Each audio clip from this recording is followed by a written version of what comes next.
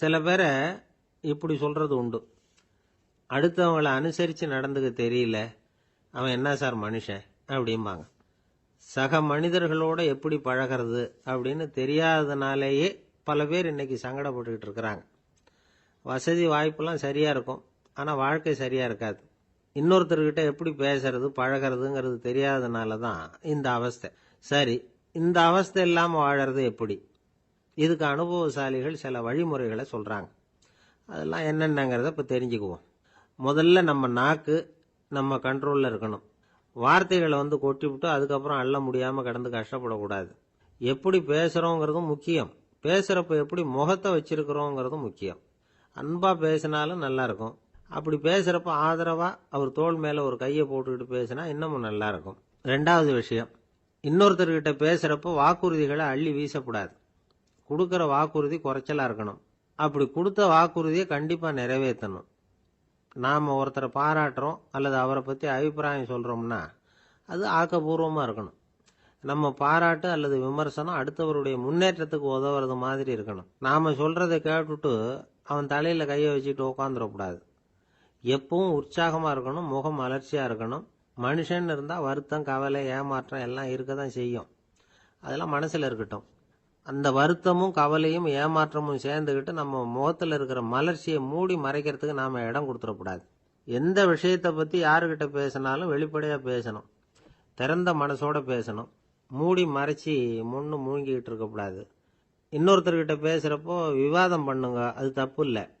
ஆனால் வாதாடிக்கிட்டு இருக்கக்கூடாது. அதாவது என்ன சொல்கிறாங்கன்னா, டிஸ்கஸ் பண்ணலாம், ஆர்கியூ பண்ணக்கூடாது. நம்மக்கிட்ட இருக்கிற நல்ல குணங்களை நாம் எடுத்து சொல்லிகிட்டு இருக்கக்கூடாது. அந்த நல்ல குணங்களே நம்மளை பற்றி எடுத்து சொல்லணும், அது மாதிரி நடந்துக்கணும். அதே மாதிரி அடுத்தவங்க கிட்ட உள்ள கெட்ட குணங்களை பற்றி அவசியம் இல்லாமல் நாம் பேச வேண்டியதில்லை. உங்களை பற்றி யாராவது தப்பாக பேசுகிறாங்களா, அப்படி அவங்க பேசுகிறதுல உண்மை இல்லையா அப்படின்னா அதை நீங்கள் பொருட்படுத்த வேண்டியதில்லை, விட்டுடலாம். அது தானாக போயிடும். ஒரு 4-5 பேரோட பேசிக்கிட்டு இருந்தீங்கன்னா எல்லாருக்கும் முக்கியத்துவம் கொடுங்க, யாரையும் அலட்சியப்படுத்தாதீங்க. தமாஷா பேசலாம், ஆனால் அவங்க தமாஷ் அடுத்தவங்களை கேலி பண்ணுறதா இருக்கக்கூடாது. நமக்கு கிடைக்க வேண்டியது கிடைக்கலையே அப்படிங்கிற தவிப்பு நம்மகிட்ட இருக்கக்கூடாது, அது தேவையில்லை. உங்கள் செயல்பாடுகள் தெளிவாக இருக்கட்டும், பாராட்டு தானாக அவங்கள தேடிட்டு வரும். இன்னொரு மனுஷனுடைய மனசில் கௌரவமான ஒரு இடத்த பிடிக்கணும்னா நாம் இந்த குணத்தையெல்லாம் நம்மகிட்ட வளர்த்துக்கணும். இதெல்லாம் அனுபவசாலிகள் சொல்லியிருக்கிற குறிப்புகள். இந்த குறிப்புகளை சரியாக புரிஞ்சுக்கணும், அது முக்கியம். தப்பாக புரிஞ்சுக்கிட்டா என்ன ஆகும் தெரியுமா? இதை கேளுங்க. ஒருத்தர் வந்தார், சார் அடுத்தவங்க தோள் மேலே கையை போட்டுக்கிட்டு அன்பாக பேசணும்னு சொன்னீங்க, அப்படி தான் பேசினேன். அவர் முதுக கூட தட்டி கொடுத்தேன், என் வேலை போயிட்டுது சார், வீட்டுக்கு அனுப்பிச்சிட்டாங்க அப்படின்னார். யாருக்கிட்ட அப்படி பேசுனீங்கன்னு கேட்டோம். என் முதலாளிகிட்ட சார் அப்படிங்கிறார் ரொம்ப சோகமா. ஒருத்தர் இருக்கார், நல்ல உத்தியோகத்தில் தான் இருக்கிறார், ஆனால் எப்போ பார்த்தாலும் முகத்தை வெறுப்பாக வச்சிருப்பார். அப்படியே வருவார் போவார். ஏன் சார் இப்படி இருக்கிறீங்க அப்படின்னு விசாரித்தோம். ஏன்டா இந்த வேலைக்கு வந்தோம்னு இருக்கு சார் அப்படின்னார். உங்கள் வேலை உங்களுக்கு பிடிக்கலையா அப்படின்னு கேட்டோம். இல்லைன்னார். இப்படிப்பட்டவங்க வெற்றிகரமான வாழ்க்கை வாழ முடியாது. இது நிபுணர்கள் கருத்து. வேலையை நேசிக்க தெரிந்தவர்கள் வெற்றி பெறுவார்கள் அப்படிங்கிறாங்க அவங்க. எந்த துறையாக இருந்தாலும் சரி, அந்த துறையில் வெற்றிகரமாக இருக்கிறவங்கள விசாரிச்சு பாருங்க. எனக்கு என்னுடைய வேலை ரொம்ப பிடிக்கும் அப்படின்னு சொல்கிறவங்களா தான் இருப்பாங்க. அப்படி இருந்தால் தான் அது வெற்றிகரமாக இருக்க முடியுது அவங்களால. ஒருத்தனுக்கு பிடித்தமான பொழுதுபோக்கே அவனுடைய தொழிலா இருந்துட்டுதுன்னா அவனை மாதிரி கொடுத்து வச்சவன் வேற யாரும் இல்லை அப்படிங்கிறார் பெர்னாட் ஷா. ஒரு தடவை மன்னர் ஹுமாயூன் உயிரை தண்ணீர் முண்டு ஊற்றுகிற தொழிலாளி ஒருத்தர் காப்பாத்தினாராம் அந்த ஹுமாயூன் உயிரை. உடனே மன்னர் கேட்டிருக்கார், உனக்கு என்ன வேணும்னாலும் கேளு தரேன், உயர் பதவி வேணுமா அப்படின்னு கேட்டாராம். மன்னா, மக்களின் தாகம் தீர்க்கக்கூடிய இந்த பணியை விட உயர்ந்தது உண்டா அப்படின்னாராம் அந்த தொழிலாளி. அவரால் அவருடைய வேலையை நேசிக்க முடிஞ்சது, அதனால மகிழ்ச்சியா இருக்க முடிஞ்சது. நாமெல்லாம் அப்படி இல்லை, வேலை கிடைக்கிற வரைக்கும் கிடைச்சா போதும் அப்படின்னு இருக்கோம். கிடைச்சதுக்கு அப்புறம் ஏன்டா இந்த வேலைக்கு வந்தோம்னு ரொம்பவும் அழுத்துக்குவோம். சரி, நாம இருக்கிற இடத்துல நாம வெற்றிகரமா இருக்க வழி உண்டா அப்படின்னா உண்டுன்னு சொல்றாங்க. அதாவது மன இயல் நிபுணர்கள் இருக்கிறாங்க இல்லையா, அவங்க அதுக்கு முக்கியமா 6 வழிகள் சொல்றாங்க. நீங்க ஒரு அலுவலகத்துல வேலை பார்க்கறவரா அப்படின்னா இதை கேளுங்க. அதாவது உங்க மேல் அதிகாரி எதிர்பார்ப்புக்கு தகுந்த மாதிரி உங்க வேலை இருக்குதா அப்படி இல்லைன்னா முதல்ல உங்க வேலையின் தரம் உயரணும். உங்களுக்கு மேல கீழே வேலை பார்க்குற பணியாளர்கள் கிட்ட நல்ல விதமா பழகுறீங்களா? அந்த உறவு முறையில ஏதாவது குறை இருந்தா அதை கண்டுபிடிச்சு சரி பண்ணுங்க. நம்பிக்கைக்கு உரியவர் அப்படின்னு நீங்க பேர் எடுக்கணும். நீங்க எடுக்கிற முடிவு நல்ல முடிவா தான் இருக்கும் அப்படின்னு அடுத்தவங்க சொல்லணும். உங்க தோற்றத்துக்கு முக்கியத்துவம் கொடுங்க. இது மனம் உடல் ரெண்டும் சம்பந்தப்பட்டது. அதனால மனசையும் ஆரோக்கியமா வச்சிருக்கணும், உடம்பையும் ஆரோக்கியமா வச்சிருக்கணும். உங்களுடைய நிர்வாகம் செயல்படுற விதத்தை நல்லா புரிஞ்சு வச்சுக்கணும். உங்களுடைய நிர்வாகம் இப்போ ஒரு காரியம் செய்யுதுன்னு வச்சுங்க, ஏன் அப்படி செய்யுது, எதுக்காக அப்படி செய்யுது, அதனுடைய குறிக்கோள் என்ன, அது நீடிக்கிறதுக்கு காரணம் என்ன, இதெல்லாம் தெரிஞ்சுக்கணும். சிரிப்புக்கு வஞ்சகம் பண்ணக்கூடாது. நல்லா சிரிக்கணும், அப்பதான் அது திரும்ப கிடைக்கும். கடந்த கால தோல்வியை பத்தி கவலைப்படக்கூடாது. முதலாளி விருப்பம் தெரிஞ்சு நடந்துக்கிறது நல்லதுதான். அதுக்காக காக்கா பிடிக்கணுங்கிற அவசியம் இல்லை. உங்களுக்கு ஒரு பொறுப்பான வேலை கிடைக்குது, உடனே சத்தம் குழப்பம் அப்படின்னு சூழ்நிலையை இறுக்கமா ஆக்கிடக்கூடாது. எந்த சூழலையும் இயல்பா கையாளக்கூடியவர் அப்படிங்கறத காட்டணும். இதெல்லாம் உங்கள் துறையில நீங்கள் வெற்றி பெற நிபுணர்கள் சொல்ற யோசனைகள்.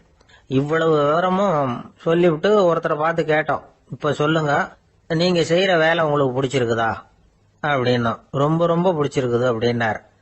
சரி, என்ன செஞ்சிட்டு இருக்கிறீங்க அப்படின்னு கேட்டோம். சும்மா தான் இருக்கிறேன் அப்படின்னார் அவர்.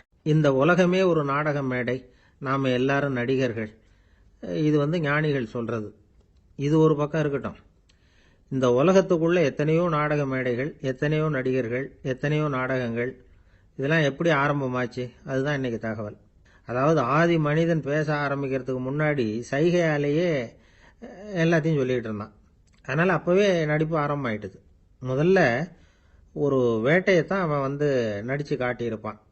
இவன் எப்படி போனான், எதிரில் மிருகம் எப்படி வந்தது, அதோட எப்படி சண்டை போட்டான், எப்படி அடிச்சு கொண்டுகிட்டு வந்தான், இதை அப்படியே மற்றவங்களுக்கு நடிச்சு காட்டியிருப்பான். ஏன்னா மொழி கிடையாது.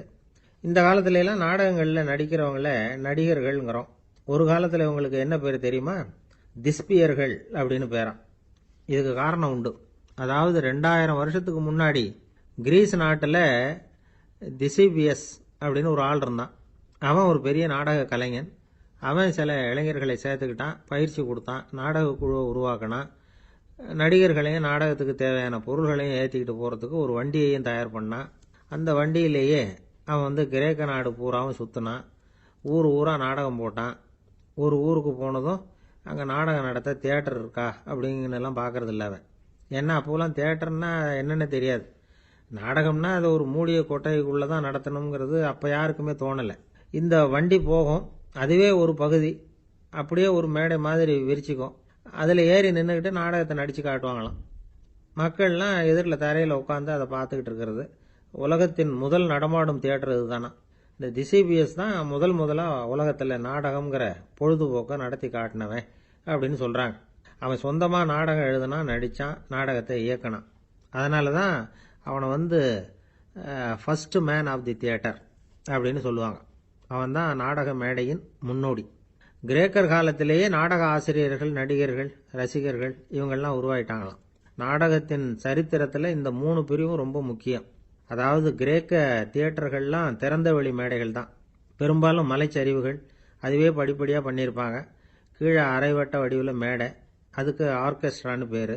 பிற்காலத்தில் இதில் உட்காந்து இசைக்குழுவினர் வாய்ச்சதுனால இசைக்குழுவுக்கே ஆர்கெஸ்ட்ராங்கிற பேர் வந்துட்டுது. இப்போ கிரேக்க தியேட்டர்களில் ஒன்று, அதோட காலம் கிமு 340. அதை இன்னமும் பாதுகாத்து வச்சிருக்கிறாங்களாம். எபிடாரஸ் அப்படிங்கிற இடத்துல அது இருக்குதான். இன்னமும் அந்த தியேட்டரை பயன்படுத்திக்கிட்டு வர்றாங்களாம். சிறந்த கிரேக்க நாடகங்கள்லாம் அங்கே நடிக்கிறாங்களாம். ஆரம்ப காலத்திலேயே கட்டணம் கிடையாது. அப்புறம் பின்னாடி தான் நுழைவு கட்டணம்லாம் அப்படியே வந்துட்டு தான். நடிகர்கள் பளபளப்பான ஆடைகள் உடுத்தியிருப்பாங்களாம். இந்த குதிகால் உயர்ந்த காலணிகள் போட்டிருப்பாங்களாம். இதெல்லாம் பழைய குறிப்புகள். பலவிதமான உருவங்களில் மாஸ்க் அப்படின்னு சொல்லப்படுற முகமூடி. அதனால் ஒரே நடிகர் பல வேடங்களில் நடிக்கிறது உண்டான். ஆரம்பத்தில் பெண் நடிகர்கள் கிடையாது, எல்லாம் ஆண் நடிகர்கள் தான்.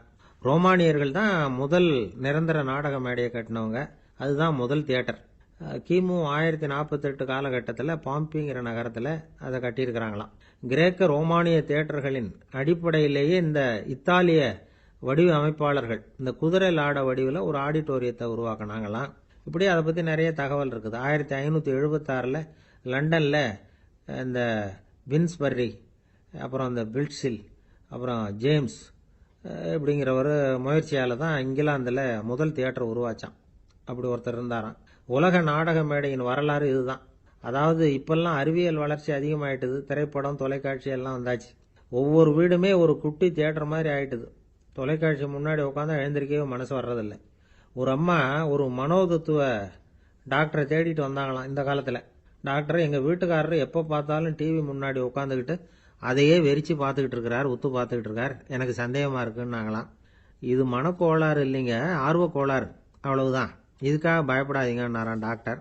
அப்படி இல்லை டாக்டர், டிவி ஓடும் பொழுது நாம் எல்லாம் அதை பார்க்குறோம் சரி, ஆனால் அவர் அப்படி இல்லை, டிவியை நிறுத்தினதுக்கு அப்புறமும் அதையே உத்து பார்த்துட்டு உட்காந்துருக்கிறார், அதனால தான் சந்தேகப்பட்டு உங்ககிட்ட வந்தேன் அப்படின்னாங்களாம். அள்ள அள்ள குறையாதது அட்சய பாத்திரம், அது நமக்கு தெரியும், கேள்விப்பட்டிருக்கிறோம். ஆனால் போட போட நிரம்பாத ஒரு பாத்திரம் உண்டு. அது என்ன தெரியுமா? நம்மள பல பேர்கிட்ட அந்த பாத்திரம் உண்டு. அதுதான் பேராசை அப்படிங்கிற பாத்திரம். அதை நிறைவு செய்யவே முடியாது. பேராசையை பற்றி சுஃபி இலக்கியத்தில் ஒரு பிரபலமான கதை உண்டாம். அதை ஒரு பெரியவர் எடுத்து சொல்லியிருக்கிறார். ஒரு மன்னர் நகர்வலம் போயிட்டு இருக்கார். ஒரு பிச்சைக்காரன் மன்னர் எதிரில் வர்றான். பிச்சை போடுங்கிறான். என்னுடைய அமைதியை கெடுக்காதே போங்கிறார் மன்னர். அவன் சிரிக்கிறான். அரசே, உங்களுடைய அமைதி கெடக்கூடிய நிலையில் இருந்தா அதுக்கு பேர் அமைதியே கிடையாது அப்படின்னு. எதிரில் நிக்கிறது வெறும் பிச்சைக்காரன் இல்லை, யோகி அப்படிங்கிறத மன்னர் புரிஞ்சுக்கிட்டார். துறவியே, உங்களுக்கு என்ன வேணும்னாலும் கேளுங்க, கொடுக்குறேன்னாராம். அந்த துறவி மறுபடியும் சிரிக்கிறார். அரசே, உங்களால முடியாததையெல்லாம் கொடுக்க முடியும்னு சத்தியம் செய்யாதீங்க அப்படின்னார். மன்னருக்கு கோபம் வந்துட்டுது. என்ன இவர் இப்படி சொல்றாரு அப்படின்னு நினைச்சார். நகர்வலத்தை பாதியிலேயே நிறுத்தினார். வாங்க அரண்மனைக்குன்னார். துறவியை அழைச்சிக்கிட்டு அரண்மனைக்கு வந்துட்டார். துறவி தன்கிட்ட இருந்த பிச்சை பாத்திரத்தை நீட்டினார். இது நிறைய எனக்கு பொற்காசுகள் வேணும் அப்படின்னாராம். அவ்வளவுதானா, இது ஒரு பெரிய காரியமா அப்படின்னு கையை தட்டினாராம் மன்னர். ஒரு பெரிய தாம்பாளம் நிறைய பொற்காசுகள் சேர்ந்தது. அதை அள்ளி போட்டார். போட போட அந்த பிச்சை பாத்திரம் நிரம்பவே இல்லை. பொற்காசுகள் போட போட அவ்வளவையும் உள்ள வாங்கிக்கிட்டே இருக்குது. அரசாங்க கஜானாவே காலி ஆயிட்டுது. மூட்டை மூட்டையா பொற்காசுகளை கொட்டி பார்த்துட்டாங்க. அது முழுங்கிக்கிட்டே இருக்குது. கடைசி வரைக்கும் அந்த பிச்சை பாத்திரம் நிரம்பவே இல்லை. அரசர்கிட்ட இருந்த கர்வம் போயிட்டுது. அப்படியே பொத்துன்னு துறவி காலில் விழுந்தார். அப்போ அந்த துறவி சொன்னாராம், மன்னா, இந்த பிச்சை பாத்திரத்தை உங்களால மட்டும் இல்ல, வேற யாராலையும் நிரப்ப முடியாது. அதுக்கு என்ன காரணம்னா, இது சாதாரண பிச்சை பாத்திரம் இல்லை, பேராசைகளோட வாழ்ந்து செத்து போன ஒரு மனிதனின் மண்டை ஓடுது அப்படின்னாராம். பாருங்க, இதுதான் அந்த சுஃபி இலக்கிய கதை. செத்த பிறகும் நிறைவு இல்லைன்னா அது எப்பேற்பட்ட பேராசையா இருக்கும்னு யோசிச்சு பார்த்துங்க. நம்மால ஒருத்தர் கல்யாணம் பண்ணிக்க பொண்ணு பார்த்துக்கிட்டு இருந்தார். அழகு, அறிவு, படிப்பு எதுவும் தேவையில்லை, பணம் மட்டும் இருந்தா போதும் அப்படின்னு பாக்குறவங்க கிட்ட எல்லாம் சொல்லி வச்சார். ரொம்ப நாளைக்கு அப்புறம் ஒரு பணக்காரர் கிடைச்சார். அவரு சொன்னார், இத பாருங்க, எனக்கு 20 வயசுல ஒரு மகள், அவளை நீங்க கல்யாணம் பண்ணிட்டா 2 லட்சம் பணம் கொடுப்பேன். 25 வயசுல ஒரு பொண்ணு, அவளை கல்யாணம் பண்ணிட்டா 2.5 லட்சம் தருவேன். 30 வயசுல ஒரு பொண்ணு இருக்கா, அவளை கல்யாணம் பண்ணிட்டா 3 லட்சம் தருவேன். என்ன சொல்ற அப்படின்னாராம். இவன் கொஞ்ச நேரம் யோசிச்சு பார்த்திருக்கான். அதுக்கப்புறம் மெதுவா அவரை நிமிர்ந்து பார்த்து, ஏன் சார், உங்ககிட்ட 50 வயசுல ஏதாவது பொண்ணு இருக்கா அப்படின்னு கேட்டான். ஒருத்தர் ரொம்ப அவசரமா வந்தார். சார், மனுஷன் நிம்மதியா இருக்கிறதுக்கு என்ன வழின்னு கேட்டார். சீக்கிரமா ஒரு கல்யாணத்தை பண்ணீங்க, எல்லாம் சரியா போடும் அப்படின்னோம். அவர் ஒரு மாதிரியா பார்த்தார். ஏற்கனவே எனக்கு கல்யாணம் ஆயிட்டுது சார், அதனால தானே நிம்மதியா இருக்கிறதுக்கு வழி கேட்கறேன் அப்படின்னார். சரி, இவர் ஒரு மாதிரியான கேஸ் அப்படின்னு நினைச்சுக்கிட்டு நம்மகிட்ட இருந்த ஒரு சின்ன புத்தகத்தை அவர்கிட்ட தூக்கி கொடுத்தோம். இதை படிச்சு பாருங்கன்னு. கல்யாணத்துக்கு பிறகும் சந்தோஷமா இருக்கிறதுக்கு என்ன வழி அப்படிங்கிற கேள்விக்கு அந்த புத்தகத்துல விளக்கம் இருந்தது. கணவன் மனைவிக்குள்ள சிக்கல் வராம இருக்கிறதுக்கு அதுல சில வழிகளை சொல்லி கொடுத்துருக்குறாங்க. அதெல்லாம் என்னென்ன அப்படிங்கிறத இப்ப பார்க்கலாமா? குடும்பம்னு இருந்தா கோபம் வரதான் செய்யும். அது வந்துட்டு போட்டும் பரவாயில்ல. ஆனா அந்த கோபம் ஒரே நேரத்துல 2 பேருக்கும் வந்துடாம பாத்துக்கணும். ஒரு சமயத்துல யாராவது ஒருத்தர் தான் கோபப்படணும், அடுத்தவங்க அமைதியா இருக்கணும். அதுக்கப்புறம் இவர் அமைதியான உடனே அவங்க ஆரம்பிச்சுக்கலாம். கோபமா ஏதாவது சொன்னா உடனே கோபமா பதில் சொல்லக்கூடாது. கொஞ்சம் பொறுத்து கோபம் தீர்ந்த உடனே அந்த பதிலை சொல்லலாம். அப்போ பதில் கோபமா இருந்தா கூட அது அவ்வளவு பெருசா தெரியாது. அற்ப விஷயத்துக்கெல்லாம் காய்ச்சி மூச்சுன்னு கத்திட்டு இருக்கக்கூடாது. உங்க 2 பேருக்குள்ள ஒரு தர்க்கம் ஆரம்பமாயிட்டுதுன்னு வச்சுக்கோங்க, கடுமையா 2 பேரும் விவாதம் பண்றீங்க. உங்களில் ஒருத்தர் இதுல ஜெயிக்கணும்னா அது நீங்களா இருக்க வேணாம், அடுத்தவங்க ஜெயிக்கிறதுக்கு நீங்க துணையா இருங்களேன். அப்படின்னா நீங்க கொஞ்சம் விட்டு கொடுக்கணும், அவ்வளவுதான். ஏதாவது குத்தம் சொல்லணுமா, செஞ்ச தப்பை சுட்டி காட்டணுமா, விமர்சனம் பண்ணணுமா, பண்ணுங்க, வேணான்னு சொல்லல. ஆனா சொன்னதை அப்படி சொல்றத கொஞ்சம் அன்பா இதமா சொல்லுங்க. எப்போ நடந்த தவறுகளை எல்லாம் இப்போ போய் மறுபடியும் ஞாபகப்படுத்திட்டு இருக்க வேண்டாம். நான் அப்பவே சொன்னேன் இந்த புடவை வேணாம்னு, நீங்க தான் கேட்கல, இப்போ பாருங்க கிழிஞ்சு போச்சு இப்படின்னு கத்துனாங்க ஒரு அம்மா. எப்போ சொன்னீங்கன்னு கேட்டால் ஒரு 10 வருஷத்துக்கு முன்னாடி தீபாவளி சமயத்தில் அப்படிங்கிறாங்க. அது என்ன இன்னும் அப்படியே புதுசாகவே இருக்கும்? உங்களுக்கு அவர் தான் பெருசு, அவருக்கு நீங்கள் தான் பெருசு. அதை விட இந்த உலகத்தில் வேற எதுவும் முக்கியம் இல்லைன்னு நினைக்கணும். நீ தான் என்னுடைய உலகம்னு எத்தனை தடவை சொல்லியிருப்பீங்க? அதெல்லாம் வெறும் வசனமாக போயிடக்கூடாது. ஏதாவது ஒரு பிரச்சனையை பற்றி கடுமையாக விவாதம் பண்ணிக்கிட்டு இருக்கீங்க, அதை அப்படியே பாதியில் விட்டுட்டு படுக்கைக்கு போயிடக்கூடாது. சொச்சத்தை நாளைக்கு பேசிக்கலாம்னு. அப்படி போனால் தூக்கம் வராது. பிரச்சனையை ஒரு முடிவு பண்ணிக்கிட்டு அதுக்கப்புறமா தூங்க போகணும். ஒரு நாளில் ஒரு தடவையாவது உங்கள் ஜோடியை பாராட்டி நல்ல விதமாக கனிவாக ஒரு வார்த்தை சொல்லணும் அப்படின்னு தீர்மானம் பண்ணீங்க. ஏதாவது தப்பு பண்ணிவிட்டீங்கன்னா பரவாயில்ல, அதை ஒத்துக்கிறதுக்கும் மன்னிப்பு கேட்கறதுக்கும் தயாராக இருக்கணும். அது ஒன்றும் கேவலம் கிடையாது. வீட்டுக்குள்ளே தானே கேட்க போகிறீங்க, வெளியில் யாருக்கு தெரிய போகுதோ? எப்படியோ உங்களுக்குள்ள ஒரு சமரசம் ஆனால் சரிதான். ஒரு தகராறுன்னு எடுத்துக்கிட்டா குறைஞ்சபட்சம் அதுக்கு 2 பேர் தேவை. தனியாகவே உட்காந்துக்கிட்டு நான் இப்போ தகராறு பண்ணிகிட்டு இருக்கிறேன் அப்படின்னு யாரும் சொல்ல முடியாது. 2 பேர் தகராறு பண்ணுறாங்கன்னா பொதுவாக அந்த 2 பேரில் யார் அதிகமாக பேசுகிறாங்களோ அவங்க பேரில் தான் தப்பு இருக்கும். அதை மனசில் வச்சுக்கணும். இதெல்லாம் தான் அந்த புத்தகத்தில் போட்டிருக்கிற வழிமுறைகள். இவ்வளவும் சரியாக வரலைன்னா அப்புறமா சொல்லுங்கள், வேற புத்தகம் ஏதாவது இருக்கான்னு தேடுவோம். ஒரு கணவன் தன்னுடைய மனைவியை அழைச்சிட்டு ஒரு மனோதத்துவ டாக்டர்கிட்ட வந்தாராம். டாக்டர், எங்களுக்கு கல்யாணம் ஆகி 30 வருஷ காலமாக நாங்கள் ஒரு விஷயத்தில் கூட ஒத்து போனதில்லை அப்படின்னு ஆரம்பித்தார். உடனே அந்த அம்மா குறுக்கிட்டு, அது 30 வருஷம் இல்லை 32 வருஷம் அப்படின்னாங்களாம். ஒருத்தர் ரொம்ப அவசரமாக போயிட்டு இருந்தார். எங்கே சார் போகிறீங்கன்னு கேட்டோம். எனக்கு வேண்டியப்பட்ட ஒருத்தருக்கு குழந்தை பிறந்திருக்கிறதாக செய்தி வந்திருக்கு, அதுதான் ஆஸ்பத்திரிக்கு போயிட்டு இருக்கேன், பார்த்துட்டு வரலாம்னு அப்படின்னார். அப்படின்னா கொஞ்சம் இப்படி உட்காருங்க அப்படின்னோம். சில விவரம்லாம் சொல்கிறேன் கேட்டுட்டு போங்க அப்படின்னோம். உட்காந்தார். அப்புறம் சொல்ல ஆரம்பித்தோம். புதுசாக பிறந்திருக்கிற ஒரு குழந்தைய பார்க்க போகிறதுன்னா அது சாதாரண விஷயம் இல்லை, அதில் ரொம்பவும் கவனமாக நடந்துக்கணும். புது குழந்தைக்கு நோய் சுலபமாக தொற்றும். முக்கியமாக காற்று மூலமாக பரவுற நோய்கள் சுலபமாக வந்துடும். அதனால் நமக்கு உடம்பு சரியில்லைன்னா குழந்தைய விட்டு கொஞ்சம் தள்ளியே இருக்கிறது தான் நல்லது. பெரியவங்களை பொறுத்த வரைக்கும் சாதாரணமாக உள்ள ஒரு கிருமி கூட குழந்தைய பொறுத்த வரைக்கும் ரொம்ப மோசமான ஒரு கிருமியாக இருக்கும். சில வெளிநாடுகள் எப்படி தெரியுமா, பிறந்த குழந்தை தூங்கிட்டு இருக்கிற ஒரு ரூமுக்கு போகணும்னா போகிறவங்க முகமூடி போட்டுக்கணும், காலணிகளை மாற்றிக்கணும், அவ்வளவு சுத்தமாக உள்ளே போய் பார்த்துட்டு வரணும். பொதுவாக சில ஆஸ்பத்திரிகளில் பார்த்தீங்கன்னா பார்வையாளர்கள் நேரத்தில் விசிட்டிங் ஹவர்ஸ் தாயை விட்டு குழந்தைய தனியாக பிரித்து வச்சுருவாங்க. எதுக்குன்னு நினைக்கிறீங்க? அந்த நேரம் பல பேர் வருவாங்க போவாங்க, அவங்க கை கால் சுத்தமாக இருக்காது. சுத்தம் இல்லாத கைகள் மூலமாக கிருமிகள் பரவும். சுத்தம் இல்லாத கைன்னா மண்ணு தூசி படிஞ்சிருக்கிற கை மட்டும் தான் அர்த்தம் இல்லை. சாலையில் கையை வீசிக்கிட்டு நடந்து வர்றீங்க, குழந்தைய பொறுத்த வரைக்கும் அது கூட சுத்தம் இல்லாத கை தான். தாயை தவிர மற்றவங்க குழந்தைய தூக்காமல் பார்த்துக்கிறது நல்லது. தாய் கூட அளவோட கொஞ்சிறதோட நிறுத்திக்கணும். புதுசாக ஒரு குழந்தைய பெற்றிருக்கிற பொண்ணுகிட்ட மற்ற தாய்மார்கள் ஏதாவது சொல்லிக்கிட்டே இருப்பாங்க. குழந்தைய அப்படி வளர்க்கணும் இப்படி வளர்க்கணும் அப்படின்னு ஏதாவது அட்வைஸ் பண்ணிக்கிட்டே இருப்பாங்க. இப்படி ஓவரா அறிவுரை பண்ணுறது அந்த பொண்ணை குழப்பி விட்டுரும். அதனால் அப்படிலாம் பண்ணக்கூடாது. அந்த பெண்ணே ஏதாவது கேட்டால் கூட டாக்டர் சொல்ல வேண்டிய விவரங்களை எல்லாம் நாமே சொல்லிக்கிட்டு இருக்கக்கூடாது. புதுசாக பிறந்திருக்கிற குழந்தைய மட்டும்தான் இப்படி பார்க்கணும்னு இல்லை. ஒரு நோயாளி குழந்தைய பார்க்க போகிறதுனா கூட ரொம்ப எச்சரிக்கையாக தான் நடந்துக்கணும். ஒரு தின்பண்டமோ விளையாட்டு சாமானோ அந்த குழந்தைக்கு நாம் வாங்கிட்டு போகிறதா வச்சுக்குவோம். அதை நேராக கொண்டுகிட்டு போய் அந்த குழந்தைகிட்டே கொடுக்கக்கூடாது. அதோட அப்பா அம்மா கிட்ட ரகசியமாக கொடுக்கலாம். அவங்க முடிவு பண்ணட்டும் குழந்தைகிட்ட அதை கொடுக்கலாமா வேண்டாமாங்கிறத. அவங்களுக்கு தான் தெரியும் அதோட மனசும் உடம்பும். உங்கள் அக்கறையை காட்டுறதா நினச்சிக்கிட்டு குழந்தை வாயில் எதையும் கொண்டுட்டு போய் போடாதீங்க. போகிறப்போ உங்கள் வீட்டு குழந்தையும் அழைச்சிட்டு போகாதீங்க. இது நோயை வாங்கிட்டு வந்துடும், அல்லது புதுசாக ஒரு நோயை அதுகிட்ட கொடுத்துட்டு வந்துடும்.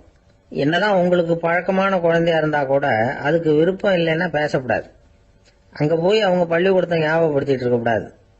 நோயில இருக்கிறப்ப ஸ்கூலை பத்தி பேச அது விரும்பாது. ஆஸ்பத்திரியை விட்டு வெளியில புறப்படுறப்போ குழந்தைகிட்ட சொல்லணும்னு அவசியம் இல்லை. அதோட அப்பா அம்மா கிட்ட சொல்லிவிட்டு புறப்பட்டா போதும். குழந்தை கோபிச்சுக்காது. சமூக சம்பிரதாயத்தை பத்தி அது கவலைப்படுறதில்ல. இப்படி எல்லா விவரமும் நம்ம எதிரில் உட்காந்துருந்தவங்க கிட்ட சொல்லி முடிச்சோம். ரொம்ப நன்றி சார் அப்படின்னு சொல்லிவிட்டு அவர் புறப்பட்டார். குழந்தைங்க கொஞ்சம் வளர்ற வரைக்கும் தான் நாம எச்சரிக்கையா இருக்கணும்னு இல்லை, வளர்ந்த பிறகு இன்னும் எச்சரிக்கையா இருக்கணும். ஒரு பையன் பள்ளிக்கூடத்திலேருந்து திரும்பி வீட்டுக்கு வந்தான். முகம் பூரா நகத்தால கீறி இருந்தது. அப்பா பார்த்து பயந்துட்டார். யாருடா உன்னை இப்படி பண்ணது அப்படின்னாரு. என் கூட படிக்கிற இன்னொரு பையன். நாளைக்கு உன் கூட பள்ளிக்கூடத்துக்கு வர்றேன், நீ எனக்கு அவனை அடையாளம் காட்ட முடியுமான்னார். அது ரொம்ப சுலபம் நான் பையன். எப்படின்னார் அப்பா. அவன் காதுல ஒன்ன கையோடு எடுத்துட்டு வந்திருக்கிறேன், இதோ என் பையில தான் வச்சிருக்கேன் அப்படிங்கிறான் அந்த பையன். அம்மாக்காரங்களுக்கு அடிக்கடி ஏற்படுற கவலை ஒன்று உண்டு. அதாவது குழந்தை சரியா சாப்பிட மாட்டேங்குதே அப்படிங்கிற கவலை. இவங்கெல்லாம் ஒரு விஷயத்த நல்லா புரிஞ்சுக்கணும். குழந்தைகள்ங்கிறவங்க பெரியவங்க மாதிரி இல்லை. அவங்க கடிகாரத்தில் மணியை பார்த்துட்டு சாப்பிட்றதுக்கு உட்கார்ற ரகம் கிடையாது. பசிச்சா சாப்பிடுவாங்க, இல்லைன்னா விளையாடுவாங்க அல்லது தூங்குவாங்க. அது புரியாம அவங்கள கட்டாயப்படுத்தி அல்லது மிரட்டி சாப்பிட வைக்கிறது ரொம்ப தப்பு. ஒரு 8 மாச குழந்தைக்கு 3 மணி நேரத்துக்கு ஒரு தடவை பசிக்கும். அந்த நேரம் பார்த்து சாப்பாடு கொடுத்தா அடம் பண்ணாமல் அது பாட்டுக்கு சாப்பிட்றோம். அதே குழந்தைக்கு 1 வயசு ஆகிறப்போ 4 மணி நேரத்துக்கு ஒரு தடவை பசிக்கும். இந்த வயசுல இயற்கையாகவே பசி குறைஞ்சிருக்கும். அது புரியாம என் குழந்தை முன்னாடி மாதிரி இப்போ சரியா சாப்பிட மாட்டேங்கிறான் அப்படின்னு சில பேர் டாக்டர்கிட்ட போய் சொல்லிக்கிட்டு இருப்பாங்க.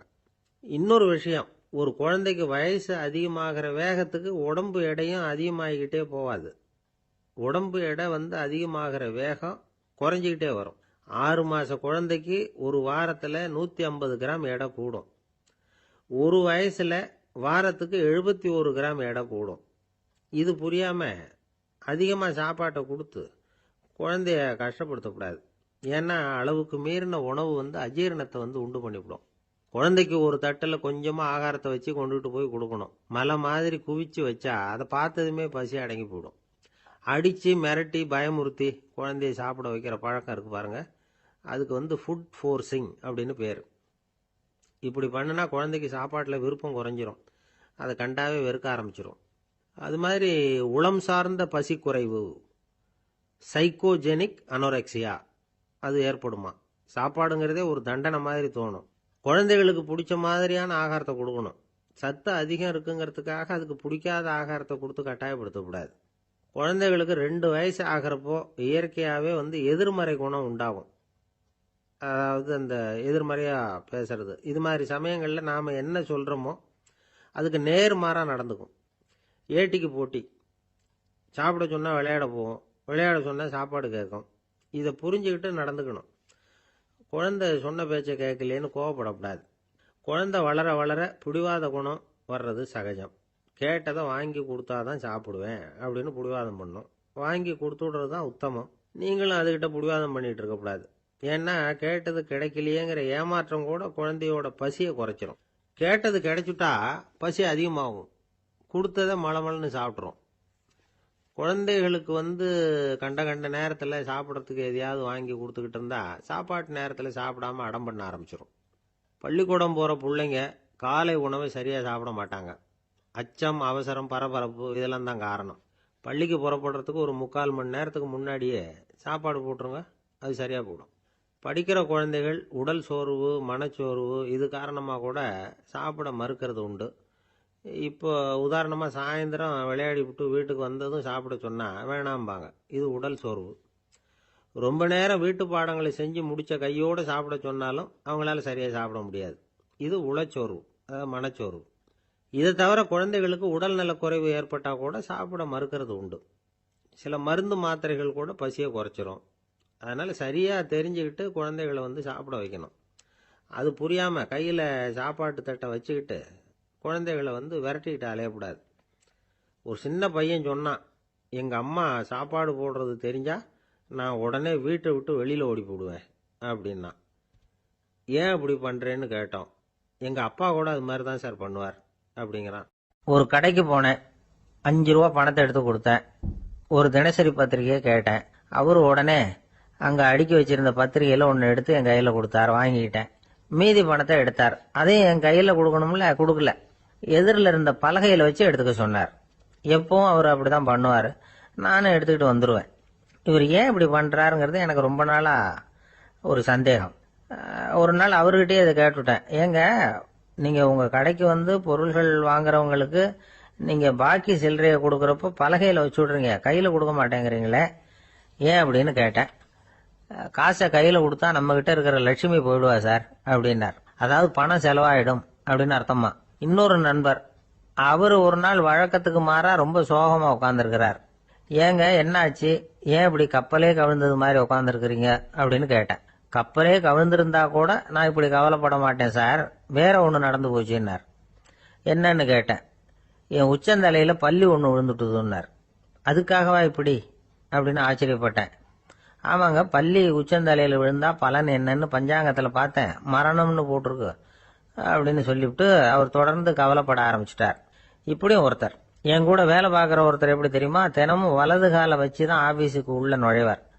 என்னைக்காவது தவறுதலா இடது காலை வச்சு உள்ள வந்துட்டார்னா அன்னைக்கு பூரா மனசு சங்கடப்படுவார், எந்த வேலையும் சரியா ஓடாது.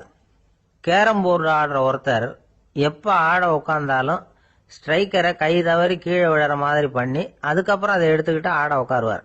ஏன்னா எப்போ ஒரு தடவை நிஜமாவே அது வந்து கை தவறி கீழே விழுந்திருக்குது, அன்னைக்கு பிரமாதமா ஜெயிச்சுட்டார். உடனே ஒரு முடிவுக்கு வந்துட்டார், கை தவறுனா லாபம் அப்படின்னு. அதுக்கப்புறம் அதையே பழக்கமாக்கிக்கிட்டார். பூனை குறுக்க போனா சகனம் சரியில்லைன்னு நினைக்கிறவங்க உண்டு. ஆனா ஒருத்தர் எப்படி தெரியுமா, அவர் வெளியில கிளம்புற சமயம் பக்கத்து வீட்டு ரேடியோவில் மியாவ் மியாவ் பூனை குட்டின்னு பாட்டு சத்தம் கேட்டா கூட போதும், சகனம் சரியில்லைன்னு பிரயாணத்தை கேன்சல் பண்ணி விடுவார். இப்ப இவ்வளவு எதுக்கு சொல்றோம்னா, அளவுக்கு மீறின சகுன நம்பிக்கைகள் இருக்கு பாருங்க, இதோட பயமும் சேர்ந்துகிட்டதுன்னு வச்சுக்கோங்க, இது ஒருத்தருடைய மனநிலையை பாதிச்சிடும். இது வந்து உளவியல் நிபுணர்கள் சொல்ற கருத்து. வாழ்க்கையே தடுமாற வச்சிரும். பாதுகாப்பு இல்லாத உணர்வு, ஒரு விதமான டிப்ரெஷன் மனநிலை, இதெல்லாம் தான் இதுக்கு காரணமா அமையலாம். சில பேர் காய்கறி நறுக்க கத்திய கையில் எடுத்தா கூட நேரம் சரியா இருக்கா அப்படின்னு பார்த்துட்டு தான் வேலையை ஆரம்பிக்கிறது வழக்கம். அறிவு தான் மனசுக்கு வாத்தியாரா இருக்கணும், அப்பதான் வாழ்க்கை வந்து நிம்மதியா இருக்கும். அறிவு வந்து மனசு சொல்றபடியெல்லாம் கேட்க ஆரம்பிச்சுட்டுதுன்னா இடைஞ்சல் தான். ஒருத்தருக்கு 7ஆம் நம்பர் தான் ராசியான நம்பராம். 7ஆம் தேதி தான் எந்த காரியத்தையும் ஆரம்பிப்பாராம். 7 எழுத்து வர்றது மாதிரி பேரை மாத்தி வச்சுக்கிட்டார். 7 மணிக்கு தான் தினமும் எழுந்திருப்பார். 7ஆம் நம்பர் வீட்டில் தான் குடியிருக்கார். கல்யாணம் கூட 7ஆம் தேதி தான் பண்ணிக்கிட்டார். அவர் ஒரு நாள் குதிரை பந்தயத்துக்கு போனாராம். குதிரையோட பேரையெல்லாம் பார்த்தார். ஒரு குதிரையோட பேர் 7 எழுத்துல அமைஞ்சிருந்தது. 7 தானே இவருக்கு அதிர்ஷ்ட நம்பர். அதனால உடனே அது பேர்ல பணத்தை கட்டினார். பந்தயம் நடந்தது. என்ன சார் ஆச்சுன்னு கேட்டாங்க. நான் பணம் கட்டின அந்த என்னோட குதிரை 7ஆவதா வந்து சேர்ந்தது சார் அப்படின்னாராம். ஒரு அரசனும் அமைச்சரும் ஒரு நாள் ரொம்ப சாவகாசமா பேசிட்டு இருந்தாங்களாம். அரசன் அமைச்சரை பார்த்து ஒரு கேள்வி கேட்டிருக்கார். ஏங்க அமைச்சரே, ஆசை இல்லாத ஒரு மனுஷனால இருக்க முடியுமா அப்படின்னு. ஏன் முடியாது, துறவி அப்படிங்கிறவங்கெல்லாம் அப்படிப்பட்டவங்க தானே அப்படின்னாராம் அமைச்சர். அவங்கெல்லாம் உண்மையிலேயே ஆசையை விட்டவங்க தானா அப்படின்னு கேட்டாராம் ராஜா. அப்படிதான் இருக்கணும் அப்படின்னாராம் அமைச்சர். அப்படின்னா ஆசையே இல்லாத ஒரு உண்மையான துறவியை நான் பார்க்கணுமேன்னார். அது என்ன பிரமாதம், அதுக்கு நான் ஏற்பாடு பண்ணுறேன் அப்படின்னு விட்டார் இவர். சொல்லிவிட்டு உடனே புறப்பட்டு போனார். அங்கங்கே தேடினார். அப்புறம் தான் அவருக்கு புரிஞ்சுது உண்மை துறவியை கண்டுபிடிக்கிறது எவ்வளவு கஷ்டமான காரியம்னு. இருந்தாலும் ராஜா கிட்ட சொல்லியாச்சே உண்மை துறவியை காட்டுறேன்னு. இப்போ என்ன பண்ணுறது, ராஜா கிட்ட சொன்னபடி நடக்கலைன்னா அவருக்கு கோபம் வந்துடும். அமைச்சர் ஒரு யோசனை பண்ணார். அவருக்கு ஒரு வழி தெரிஞ்சுது. அதுதான் சரின்னு முடிவு பண்ணார். அதாவது அந்த ஊரில் அவருக்கு தெரிஞ்ச நாடக நடிகர் ஒருத்தர் இருக்கிறார், நல்லா நடிப்பார்.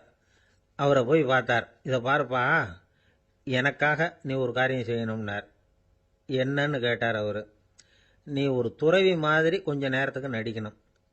ராஜா வந்து உன்னை பார்த்துட்டு போகிற வரைக்கும் நடி, அது போதும். அதுக்காக உனக்கு 10,000 ரூபா தரேன் அப்படின்னார். அவர் எந்த காலத்தில் இவ்வளவு பணத்தை மொத்தமாக பார்த்துருக்கார். அதனால் உடனே சரின்னு ஒத்துக்கிட்டார். அமைச்சர் வந்து அரண்மனைக்கு திரும்பி வந்தார். என்ன அமைச்சரே, இன்னுமா ஒரு உண்மையான துறவி கிடைக்கலன்னார். உண்மையான துறவி ஒருத்தரை இப்போ தான் கொஞ்ச நேரத்துக்கு முன்னாடி பார்த்து பேசிவிட்டு வர்றேன். அவர் நம்ம ஊருக்கு வெளியில் குளத்தங்கரையில் உள்ள ஒரு ஆலமரத்துக்கு அடியில் உட்காந்துருக்கிறார் அப்படின்னார் இவர். அப்படின்னா உடனே புறப்படுங்க அப்படின்னார் ராஜா. பரிவாரங்களோடு புறப்பட்டார். அங்கே அந்த மரத்தடியில் அந்த ஆள் வேஷம் போட்டுக்கிட்டு துறவி மாதிரி உட்காந்துருக்கிறான். ராஜா நேராக போனார். அந்த துறவி காலில் பொத்துன்னு விழுந்து வணங்கினார். உடனே ராணியும் அவர் காலில் விழுந்தாங்க. அடுத்தபடியாக அமைச்சர் விழுந்தார். அவருக்கு தெரியும் இது நம்ம ஆள் தான்னு. இருந்தாலும் என்ன பண்ணுறது, நேரம். அப்புறம் பரிவாரங்கள்லாம் துறவி காலில் விழுந்து ஆசீர்வாதம் வாங்கிட்டாங்க. ராஜா அப்புறமா தங்கத்தட்டில் பொன்னையும் பொருளையும் வச்சு அந்த துறவிகிட்ட ரொம்ப பணிவாக நீட்டுறார். தாங்கள் தயவு பண்ணி இதை ஏற்றுக்கணும் அப்படின்னு வேண்டிக்கிட்டார். அந்த துறவி பற்றில்லாமல் அதை பார்த்தார். எல்லாத்தையும் திறந்துவிட்ட எனக்கு இதெல்லாம் எதுக்காக அப்படின்னு சொல்லி அதை மறுத்துட்டாராம். ஆஹா, உண்மையான துறவியை பார்த்துட்டோம் அப்படிங்கிற ஆனந்தம் அரசருக்கு. ரொம்ப நிம்மதியாக திருப்தியாக திரும்பி வந்தார் அரண்மனைக்கு. அதுக்கப்புறம் அமைச்சர் யாருக்கும் தெரியாமல் அந்த துறவிகிட்ட ஓடினார். சொன்ன பிரகாரம் பணத்தை நீட்டினார். இந்தப்பா, நான் உங்ககிட்ட சொன்னபடி 10,000 ரூபா பணம் எடுத்துக்கோ அப்படின்னார். அந்த ஆள் ராஜா கிட்ட சொன்னது மாதிரியே எல்லாத்தையும் திறந்துவிட்ட எனக்கு இதெல்லாம் எதுக்காக வேணாம் அப்படின்னு விட்டாராம். நடித்த வரைக்கும் போதும்ப்பா, இனிமேல் இந்த நாடக வசனம்லாம் வேணாம், வேஷத்தை கலைச்சிரு, பணத்தை வாங்கிக்கோன்னார். இல்லைங்க, இது வேஷம் இல்லை, இது வசனமும் இல்லை, இது உண்மை. கொஞ்ச நேரம் துறவி மாதிரி நடித்ததுக்கே இந்த தேசத்து ராஜா, ராணி, அமைச்சர், பரிவாரங்கள் எல்லாம் என் காலில் விழுந்து வணங்குறாங்க. அப்படின்னா உண்மையான துறவியாக இருக்கிறது எவ்வளவு பெருமையான விஷயம். நான் உண்மையான துறவியாக ஆக போகிறேன், அப்படி முடிவும் பண்ணிட்டேன் அப்படின்னார் அந்த நடிகர். வேஷம் கூட எப்படிப்பட்ட விளைவுகளை உண்டு பண்ணுது பார்த்தீங்களா. நம்மால் ஒருத்தன் ரொம்ப வசதியாக தான் இருந்தான். ஒரு நாள் அவன் சொத்து பூரா திருட்டு போட்டுது. அதுக்கப்புறம் இவன் துறவி மாதிரி ஆயிட்டான். ஊர் ஊராக சுற்றினான். ஒரு குருநாதரை தேடி கண்டுபிடிச்சான். அவர்கிட்ட சீடனாக சேர்ந்துக்கிட்டான். அவனை பார்த்து ஒருத்தர் கேட்டார், நீ உண்மையான சீடன் தானான்னு. இல்லைங்க, சீடன் மாதிரி நடிச்சுக்கிட்டு இருக்கிறேன் அப்படின்னா. அது குரு துரோகம் இல்லையா அப்படின்னு கேட்டார் அவர். இல்லைங்க, நான் பண்ணது குரு துரோகம் இல்லை, என் குரு பண்ணது தான் துரோகம். என்னுடைய பணத்தை கொள்ளையடிச்சது இவர் தான். அதை எங்கே வச்சிருக்காருன்னு கண்டுபிடிக்கிறதுக்காக தான் இவர்கிட்ட வந்து சீடனாக சேர்ந்துருக்கிறேன் அப்படின்னா. ஜவஹர்லால் நேரு பிரதமராக இருந்த சமயம் அவர் ஒரு தடவை சென்னைக்கு வந்திருக்கிறார். இங்கே சில முக்கிய நிகழ்ச்சிகளில் கலந்துக்கிறதுக்காக வந்திருந்தார். ஆளுநர் மாளிகையில் ஒரு நாள் ராத்திரி தங்கி மறுநாள் புதுடெல்லி புறப்படுறதாக ஏற்பாடு. நிகழ்ச்சியிலெல்லாம் முடிச்சுக்கிட்டு ஆளுநர் மாளிகையில் தங்கி இருக்கிறார். அன்றைக்கு இரவு படிக்கிறதுக்கு ஒரு முக்கியமான புத்தகம் அவருக்கு தேவைப்பட்டது. அந்த சமயத்தில் உலக அளவில் ஒரு முக்கியமான பொருளாதாரம் சம்பந்தமான ஒரு புத்தகம் வெளியாகி இருக்கிற விஷயம் அவருக்கு தெரியும். அந்த புத்தகம் மெட்ராஸுக்கு வந்திருக்குமா, அது இங்கே கிடைக்குமா அப்படின்னு விசாரிச்சிருக்கிறார் நேருஜி. அவர் இப்படி கேட்ட உடனே அங்கே இருந்தவங்கெல்லாம் ரொம்ப பரபரப்பாக செயல்பட ஆரம்பிச்சுட்டாங்க. முக்கியமான இடங்கள்ல எல்லாம் விசாரிச்சிருக்கிறாங்க, அந்த புத்தகம் உங்ககிட்ட இருக்கான்னு. சென்னையில் உள்ள கன்னிமாரா நூல் நிலையத்துக்கு எப்படியும் அந்த புத்தகம் வந்திருக்கணும் அப்படின்னு ஒரு நம்பிக்கை. அங்கே விசாரிச்சாங்க. அந்த புத்தகம் 2 நாளைக்கு முன்னாடி தான் அங்கே வந்திருக்குது அப்படிங்கிற விஷயம் தெரிஞ்சுது. உடனே எல்லாரும் அங்கே ஓடினாங்க. அவங்களுக்கு இன்னொரு சந்தேகம், புத்தகம் வந்திருக்கு சரி, அது இந்த சமயத்தில் வேற யாரும் படிக்கிறதுக்கு எடுத்துட்டு போயிருக்கக்கூடாதே அப்படிங்கிற சந்தேகம். இருந்தாலும் மனசுக்குள்ள ஒரு தைரியம், இப்படி ஒரு புத்தகம் வெளிவந்திருக்கிற விஷயமே நேருஜி சொல்லி தான் நமக்கே தெரியும். அதுவும் இல்லாமல் உலக பொருளாதாரம் சம்பந்தமான ஏதோ ஒரு புத்தகம் அது. அதை போய் இந்த நேரத்தில் அவ்வளவு ஆர்வமாக யார் எடுத்துகிட்டு போயிட போகிறாங்க அப்படிங்கிற தைரியம். இந்த தைரியத்தோடு அந்த நூல் நிலையத்துக்கு ஓடினாங்க. புத்தகத்தை தேடினா அது கிடைக்கல, யாரோ எடுத்துகிட்டு போயிருக்கிறாங்க. நேருவுக்கு மட்டுமே தெரிஞ்சிருந்த அந்த புத்தகம் பற்றின விஷயம் சென்னையில் வேற ஒருத்தருக்கும் தெரிஞ்சிருக்குது. உடனே எல்லாரும் பரபரப்பாக அந்த அதுக்குன்னு இருக்கிற ரிஜிஸ்டர் இருக்குல்ல, பதிவேடு, அதை புரட்டி பார்க்குறாங்க, யார் எடுத்துகிட்டு போகிறாங்கன்னு தெரிஞ்சுக்கிறதுக்காக. எடுத்துகிட்டு போனவங்க அதில் கையெழுத்து போட்டிருப்பாங்கல்ல, அதை பார்த்து யாருன்னு தெரிஞ்சுக்கலாம் அப்படிங்கிறதுக்காக தான் அதை புரட்டுறாங்க. அதோ அந்த புத்தகத்தோட பேர் பக்கத்தில் அதை எடுத்துக்கிட்டு போனவங்க கையெழுத்து உத்து பார்க்குறாங்க எல்லாரும். அதில் போட்டிருக்குது பேர் CN அண்ணாதுரை அப்படின்னு எழுதியிருந்தது. அவர் தான் பேரறிஞர் அண்ணா. நேரு படிக்க விரும்பின ஒரு புத்தகத்தை அதே நேரம் படிக்க விரும்பின இன்னொரு தலைவர் இவர். படிக்கிறதுல அவருக்கு இருந்த ஆர்வத்தை நாம் தெரிஞ்சுக்கணும்னா அதுக்கு எவ்வளவோ சம்பவங்கள் இருக்கு. கடைசி காலத்தில் அவர் அடையாறு மருத்துவமனையில் படுத்திருக்கிறார். அவருக்கு ஒரு முக்கியமான அறுவை சிகிச்சை செய்ய வேண்டியிருக்குது அவசரமாக. அமெரிக்காவிலேருந்து டாக்டர் மில்லர் வந்திருக்கிறார். அவர்கிட்ட கேட்குறார், டாக்டர் நாளைக்கே அறுவை சிகிச்சை செய்ய போறீங்களா அப்படின்னு. ஆமாங்கிறார் டாக்டர் மில்லர். நாளைக்கு மறுநாள் செஞ்சுக்கிறேனே அப்படின்னாரா அண்ணா. ஏன் ஏதாவது நாள் பார்க்குறீங்களான்னு கேட்டிருக்கார். இல்லை, ஒரு புத்தகத்தை படிச்சுக்கிட்டு இருக்கிறேன், அதை நாளைக்குள்ளே முடிச்சிருவேன், அதுக்கப்புறம் நான் இறந்தாலும் கவலை இல்லை அப்படின்னாராம் இவர். அவர் தான் அறிஞர் அண்ணா. சங்ககால நூல்கள்லேருந்து சமீபத்தில் வந்த நூல்கள் வரைக்கும் எல்லாம் அவர் படிச்சிருக்கிறார். ஒரு திருமண விழாவில் அவர் பேசும்பொழுது சொன்ன விஷயம் இது. சங்க காலத்தில் காதலியை மணக்க விரும்புகிறவனுக்கு அவனுடைய தந்தை வீர சோதனைகள்லாம் வைப்பாரு. போய் புலிப்பல் கொண்டுகிட்டு வா, அப்போதான் என் பொண்ணை கொடுப்பேன் அப்படின்னு சொல்லுவார். காதலன் உடனே காட்டுக்கு போவான், ஒரு புலியை கொன்று அதனுடைய பல்லை கொண்டுகிட்டு வருவான். அதை வீர பதக்கத்தில் பதிச்சு அவனுக்கு மாமனார் சூட்டுவார் கல்யாண சமயத்தில். இப்போலாம் காதலன் கிட்ட அப்படி சொல்ல முடியாது. இப்போலாம் காதலன் கிட்ட காட்டுக்கு போய் புலிப்பல் கொண்டுகிட்டு வான்னு யாராவது சொன்னா புலி தான் மாப்பிள்ளையா வந்து சேரும் அப்படின்னார். அந்த ஆள் என்ன கண்ணா புண்ணான்னு திட்டிவிட்டான் சார், அதை நினைச்சா எனக்கு ரொம்ப வருத்தமா இருக்கு அப்படின்னு சொல்லி கவலைப்பட்டார் ஒருத்தர். இதுல கவலைப்படுறதுக்கு என்ன இருக்குது அப்படின்னார் ஒரு பெரியவர். அவர் ஒரு மகான். என்ன சார் இப்படி சொல்றீங்க, ஒருத்தர் நம்ம பார்த்து திட்டுனா வருத்தமா இருக்காதா அப்படின்னார். அது எப்படி வருத்தமா இருக்கும், திட்டுறதுங்கிறது என்ன, அது வெறும் சத்தம் தானே அப்படின்னார் அந்த பெரியவர்.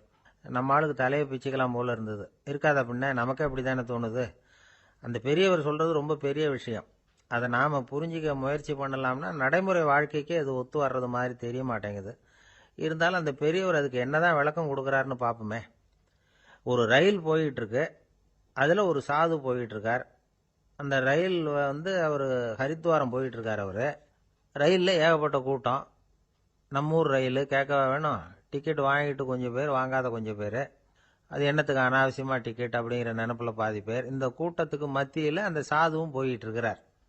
உட்கார்றதுக்காக இருந்த இடத்துல ஒரு ஆள் படுத்திருக்கிறான், கொஞ்சம் முரட்டு ஆசாமி. அவன் காலு பக்கத்தில் கொஞ்சோண்டு இடம் பாக்கி இருந்தது. அந்த இடத்துல இந்த சாது உட்காந்துருந்தார். மெதுவாக உட்காந்துக்கிட்டார் போய். ஆனால் அந்த ஆள் ராத்திரி பூரா இவரை காலால் உதச்சிக்கிட்டே இருக்கிறான். அது இவருக்கு ரொம்ப அவமானமாக பட்டுது. அதனால் துக்கம் ஏற்பட்டது. இருந்தாலும் அதை ஒரு மாதிரியாக சகிச்சுக்கிட்டே இவர் வந்து சேர்ந்தார். பொழுது விடிஞ்சது. அந்த சாது ஹரித்வார் வந்து சேர்ந்தார்.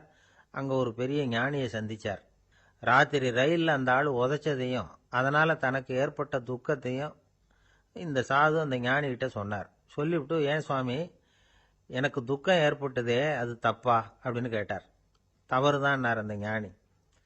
உனக்கு இன்னமும் தேக அபிமானம் போகலைங்கிறது தான் அது காட்டுது. அஷ்டாவக்கிரர் என்ன சொல்றார் தெரியுமா, உண்மையான ஞானி யாராவது தன்னை வந்தனை செய்தால் அதற்காக சந்தோஷப்பட மாட்டார், யாராவது நிந்தனை செய்தால் அதற்காக வருத்தப்பட மாட்டார் அப்படின்னு சொல்றார். நிந்தனைங்கிறது ஒரு ஒலி தான். தேகாபிமானம் இருக்கிற வரைக்கும் இந்த ஒலி நம்மளை வேதனைப்படுத்தும். நான் தேகம் இல்லை ஆத்மா அப்படிங்கிற நினைவு இருந்தா இந்த ஒலி நம்மளை பாதிக்காது. மனு என்ன சொல்றார் தெரியுமா, ஒரு சாதகன் பாராட்டுதலை விஷம்னு நினைச்சு பயப்படணும், அவமானத்தை அமிர்தம்னு நினைச்சு சந்தோஷப்படணுங்கிறார். அவமானப்பட்டா கவலைப்படாமல் எப்படி இருக்க முடியும் அப்படின்னு தான் நமக்கு தோணும். அதனால தான் நம்மள யாரும் இதுக்கு உதாரணமாக யாரையும் காட்ட முடியல. புத்தரையும் கபீரையும் உதாரணமாக காட்டுறாங்க. அவங்களுக்கெல்லாம் அவமானம் ஏற்பட்டப்போ கவலையே படலையாம். புத்தரை அவமானப்படுத்தணுங்கிறதுக்காக கௌசாம்பி ராணி ஒரு இளம் பெண்ணை கொலை பண்ணி சடலத்தை புத்தர் குடிசைக்கு முன்னாடி போட சொன்னார். போட்டாங்க. புத்தர் தான் அந்த பொண்ணை கெடுத்து கொலை பண்ணி விட்டாருன்னு எல்லாரும் நினைச்சாங்க. ஆனால் புத்தர் இதை பற்றி கவலையே படலை. அப்புறமா உண்மை தெரிஞ்சதும் புத்தர் புகழ் இன்னும் அதிகமாயிட்டுது. ஒரு பெரிய சபையில் ஒரு மோசமான பொண்ணு நுழைஞ்சி தனக்கும் கபீருக்கும் சம்பந்தம் உண்டுன்னு சொன்னா. கபீர் கவலைப்படலை. அவங்க மாதிரியெல்லாம் நாமளும் இருக்க கற்றுக்கணும். நிந்தனை, அபகீர்த்தி, அவமானம் எல்லாம் ஆண்டவன் கொடுக்குற பிரசாதம்னு நினைக்கணும் அப்படின்னு சொல்றார் அந்த ஞானி. இதை கேட்ட இந்த காலத்து ஆசாமி ஒருத்தர், நான் கூட அப்படிதான் சார், யாராவது அவமானப்படுத்தினா கவலைப்பட மாட்டேன். நேற்று கூட ஒருத்தர் என்ன பலார்னு அரைஞ்சுட்டார், நான் கொஞ்சம் கூட கவலைப்படலை, பேசாமல் வந்துட்டேன்னார். ஏன் அப்படி வந்துட்டீங்க அப்படின்னு. அவர் அரைஞ்சதுலேயும் ஒரு அர்த்தம் இருந்தது, அதனால தான் அப்படி வந்துட்டேன்னார். ஏன் அரைஞ்சாருன்னு கேட்டேன். 10 வருஷத்துக்கு முன்னாடி 15 ரூபா அவர்கிட்ட கடன் வாங்கினேன், அதை கேட்டு கேட்டு பார்த்துட்டு கடைசியாக தான் அரைஞ்சார் அப்படின்னார். ஆண்டவனுடைய பிரசாதம் இவருக்கு அடிக்கடி கிடைக்கும் போல இருக்கு. ஒரு விவசாயி விதைக்கிறதுக்காக வயல்வெளி பக்கம் போறார். விதைகளை அள்ளி வீசினார். அப்போ என்ன ஆச்சுன்னா, சில விதைகள் பாதை ஓரத்தில் விழுந்தது, சில விதைகள் முள் செடிகள் மண்டி இருந்த புதருக்கு இடையில விழுந்தது, சில விதைகள் நல்ல நிலத்தில் விழுந்தது.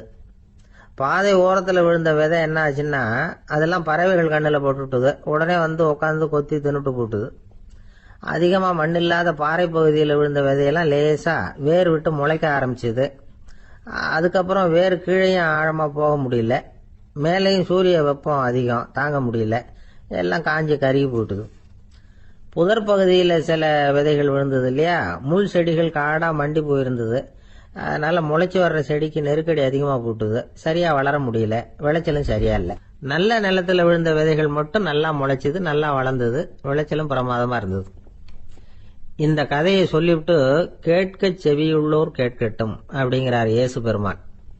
ஆமா, இயேசு கடலில் நின்ற படகு ஒண்ணுல உட்கார்ந்துருக்கிறார். கடற்கரையில ஏராளமான மக்கள் உட்கார்ந்துருக்கிறாங்க. அந்த சமயத்துல தான் இயேசு ஓமைகள் மூலமா மக்களுக்கு பல உண்மைகளை சொல்லிட்டு இருக்கிறார். மக்கள் அந்த கதையை கேட்டுட்டு ஒன்றும் புரியாம முழிக்கிறாங்க. அதை கவனித்த இயேசு அந்த ஓமையை விளக்க ஆரம்பிச்சார். இதுல அந்த விதைக்கிறவர் தான் இறைவன். அவருடைய வார்த்தைகளை விதைக்கிறார். அந்த வார்த்தைகளை கேட்கிற மக்கள் அந்த விழுந்த விதைகள் மாதிரி 4 வகையானவர்கள். சில பேர் பாதை ஓரத்தில் விழுந்த விதைகள் மாதிரி. இறைவன் வார்த்தைகளை அவங்க கேட்கறாங்க, ஆனா தீய எண்ணங்கள் செய்கைகள் மூலமா விதைக்கப்பட்ட வார்த்தைகள் அழிஞ்சு போடுது. இறைவன் வார்த்தைகளை கேட்ட உடனே மகிழ்ந்து போய் உடனே சில பேர் அதை ஏத்துக்கிறாங்க. இவங்கெல்லாம் அந்த பாறை பகுதியில் விழுந்த விதைகள் மாதிரி. அதனால இவங்கெல்லாம் வேறு இல்லாதவங்க, கொஞ்ச காலத்துக்கு இறை வார்த்தைகளுக்கு கீழ்ப்படிந்து நடப்பாங்க. அதனால ஏதாவது இடைஞ்சல் ஏற்பட்டா உடனே தடுமாறுவாங்க, தங்கள்கிட்ட இருக்கிற நல்ல பண்புகளை விட்டுட்டு பாவ வழிகளுக்கு போயிடுவாங்க. முள் செடிகளுக்கு இடையில விழுந்த விதைகள் மாதிரி உள்ளவங்க யாருன்னா, இவங்களுக்கு உலக கவலை உண்டு, செல்வத்தின் மீது மயக்கம் உடையவர்கள், உலக ஆசைகள் இவங்களுக்குள்ள பூந்துடுறதுனால அங்க இருக்கிற நல்ல பண்புகள் மறைஞ்சு போயிடுது. அதனால அவங்களும் உபயோகம் இல்லாதவங்களா ஆயிடுறாங்க. நல்ல மனிதர்கள் நல்ல நிலத்துல விழுந்த விதைகளுக்கு ஒப்பானவர்கள். இவங்க இறை வார்த்தையை கேட்கறாங்க, அதை ஏத்துக்கிறாங்க, அவங்களும் நல்லபடியா வாழறாங்க, அடுத்தவங்களுக்கும் உபயோகமா இருப்பாங்க. இதுதான் இயேசு சொன்ன விளக்கம். நல்ல வார்த்தைகளை கேளுங்கள், நல்ல வார்த்தைகளை ஏற்றுக்கொள்ளுங்கள், அடுத்தவங்களுக்கு உபயோகமா இருங்க. இதுதான் பெரியவங்கள்லாம் நமக்கு சொல்லுகிற உபதேசம். ஒரு அப்பா தன்னுடைய மகனுக்கு உபதேசம் பண்ணார். இதை பாருப்பா, நல்ல வார்த்தைகளை கேட்கணும், எப்போதுமே மகன் அப்பா பேச்சை கேட்கறது நல்லது அப்படின்னாராம். நீ ஏதாவது ஒரு தப்பு பண்ணா என் தலையில ஒரு முடி நரைச்சி வெள்ளையா போடும்பா, நீ செய்யற ஒவ்வொரு தப்புக்கும் என் தலையில ஒவ்வொரு முடி வெள்ளையாயிடும் அப்படின்னாராம். பையன் யோசிச்சான், அப்பா இப்பதான் எனக்கு புரியுது, தாத்தாவோட தலைமுடி பூராவும் வெள்ளையா இருக்கிறதுக்கு என்ன காரணம்ங்கிறது எனக்கு இப்பதான் புரியுது அப்படின்னு. ஒரு ஆள் இருந்தான், நிறைய பணம் சம்பாதிச்சான், ஆனா செலவு பண்ண மனசு வரல, கருமி. அவன் என்ன பண்ணா, சேர்த்த பணம் பூராவையும் ஒரு மரத்தடியில புதைச்சி வச்சிருந்தான். வாரத்துக்கு ஒரு தடவை அந்த மரத்தடிக்கு வருவான், புதைச்ச இடத்த ஆவலோட பார்த்துக்கிட்டு இருப்பான், அதுக்கப்புறம் போயிடுவான். அவ்வளவுதான். ஒரு நாள் ஒரு திருடன் வந்தான், இவன் புதைச்சி வச்சிருந்ததெல்லாம் எடுத்துட்டு போட்டான். இது தெரிஞ்சு போச்சு. அந்த கருமி புலம்ப ஆரம்பிச்சுட்டான். இவன் புலம்பலை கேட்டதும் அக்கம் பக்கத்தில் இருந்தவங்க எல்லாம் ஓடி வந்தாங்க. என்ன விஷயம்னு விசாரிச்சாங்க. இவன் சொன்னான். ஒரு பெரியவர் கேட்டார், ஏன்பா வாரம் இந்த இடத்த பார்க்கறதாக சொன்னியே, எப்போவாவது இதுல இருக்கிற பணத்தை எடுத்து செலவு பண்ணியிருக்கியா அப்படின்னு கேட்டார். நான் அப்பப்போ அதை பார்க்கறது தான் வழக்கம், அதை தொட்டதே இல்லைன்னு அவன்.